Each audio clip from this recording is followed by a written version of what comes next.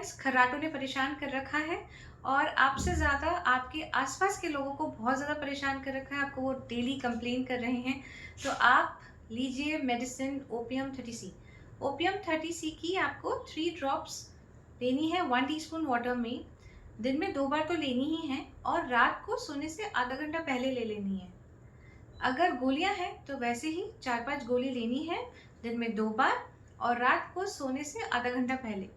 इस तरह से आप 7-8 दिन लेते रहेंगे तो आप खुद ही देखेंगे कि खर्राटों में पहले से आराम आने लगा है।